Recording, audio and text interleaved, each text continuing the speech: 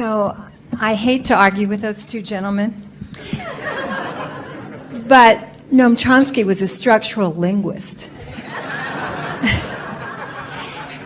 And his greatest contribution was his understanding of how the human mind acquires language. And he certainly has made a contribution in the political arena, but he made this amazing contribution in his trying to understand how we learn language. He would never say learning, how we acquire language that changed generations of people's opportunities. And so I think that's pretty amazing. Language in and of itself is an interesting thing, because there is, it's interesting how this name has come up 3 times and 3 rather different perspectives defining it 3 very different ways. And you should hear what he's saying now. I once had a cat named Noam Chomsky, named for the linguist, who was really badly cross-eyed and ran into a lot of things because he was preoccupied with his deep structures. He was a really good cat. So this wonderful opportunity has presented itself in my life, and it's a chance to lay out a grid in a way that I think I have asked for forever. And probably like many people in this room, when the actual opportunity to lay out the grid differently and to, it's not about the manifestation exactly, it's about creating the energy framework in which certain kinds of things that I value really deeply can occur with and for other people. And what I would like to ask Abraham and Jerry, because he always gave me the best linear answers ever, is what are the steps that we go through in laying out an energetic grid for ourselves that's meant to be a container, a field? Well, it's easier than you know, because the piece that you forget, and everybody does to some degree, but hardworking people are the ones who forget it most often. And that is, do I want to do it? Does it feel fun? In other words, how does it feel in terms of my personal, is it something I want to do? Not something I should do, not something that needs to be done. Is it something I want to do? Does it make me, does my heart sing in the idea of the beginning steps? And if the answer to that is, I don't know, then it's too soon. Or if the answer is, no, I'm doing it because I should, then... that's a great question. That's perfect. I know what I want, which is the feeling of the hands in the clay. It is the feeling of communication. It is the feeling of unfolding. It is the feeling of the flow.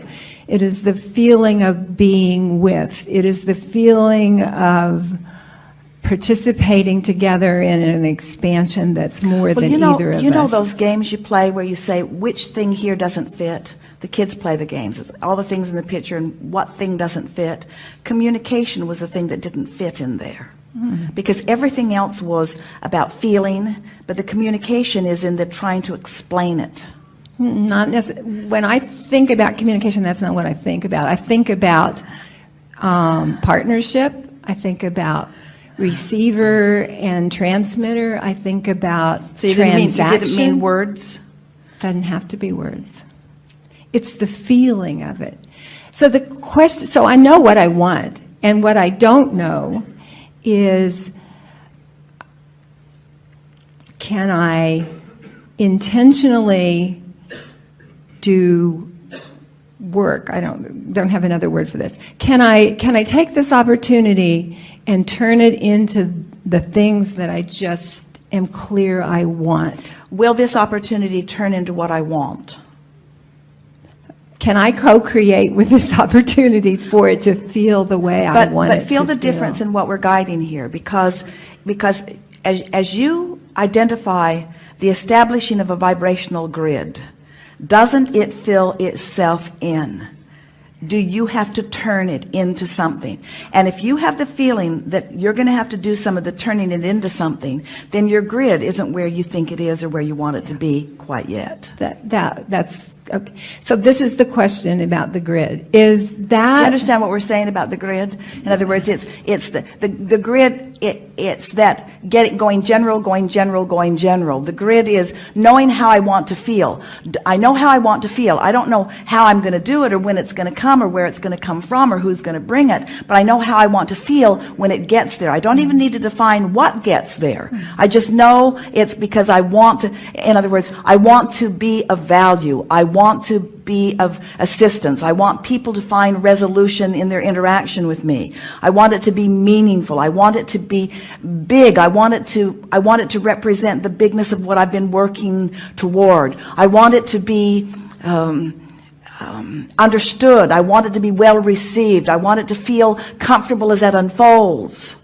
Those are feelings, and they are general, and that's the grid. And so when you use anything you can to stimulate those feelings within you, rather than trying to work on the project or even identify if this opportunity is the right one, just feel around that and keep amplifying within yourself how you want to feel, then the unfolding occurs and you recognize it when it comes.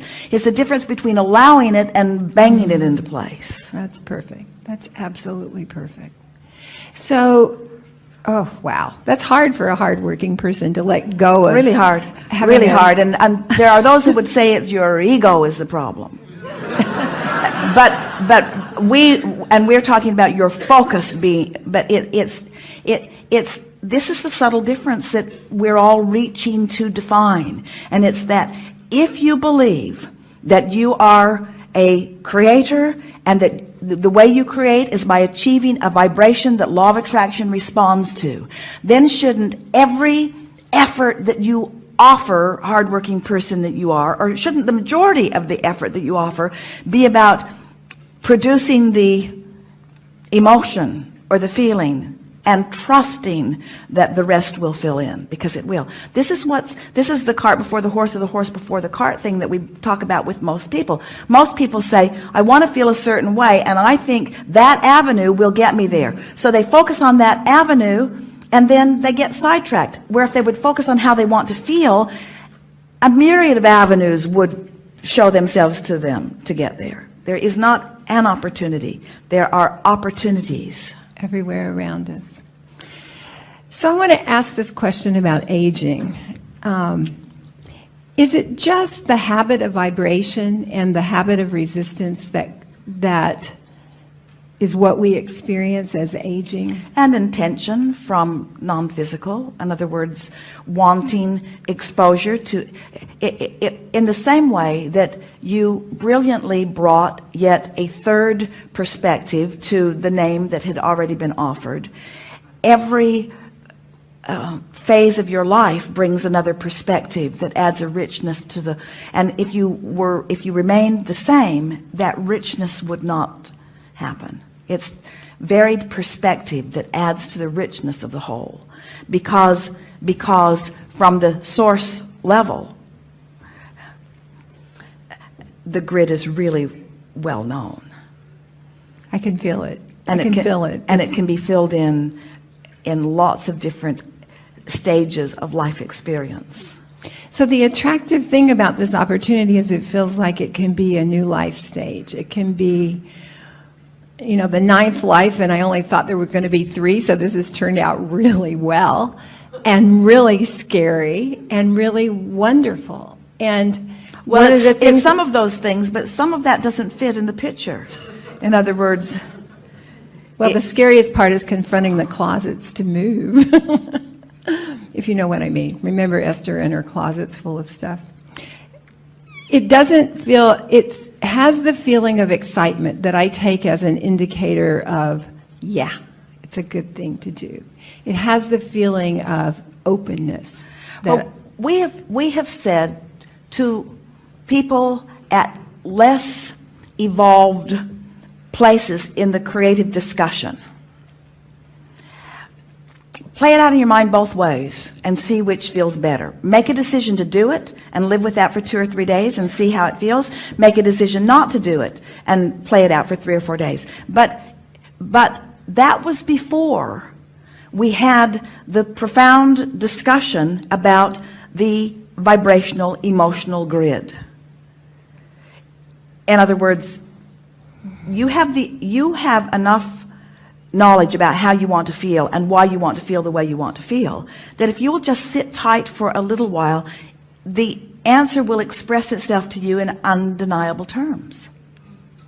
And anytime you feel like you need to figure it out, you're pushing something, and what you're always pushing, you're pushing the action part, the deciding part, rather than ramping up or shoring up the vibrational part. So we're not talking about a long period of time. We're just saying focus upon how you want to feel and why you want to feel that way. What are the best feeling parts of it, and just live with them and practice them and resonate with them and get them dominant in your vibration, and then watch the universe fill in the details that in their absence make you feel afraid. In their presence you will feel sure and determined. That's perfect. It is. Yeah. So I think about Jerry all the time. He was a really important person in my life. Didn't know him that well, but so powerful that lots of times, not as often as Esther, but I get the Jerry perspective on something so clearly, with a level of laughter that I never really heard him do except occasionally. But I'm just here to say he's having a really good time right Best now. ever. Best ever. He said to Esther was sitting and looking at the chair where he sat, feeling sorry for herself that he was not sitting there. And he said, I'm really having a good time. I'm really having a good time. I'm really having a good time. I'm really having a good time. He's really having a good time.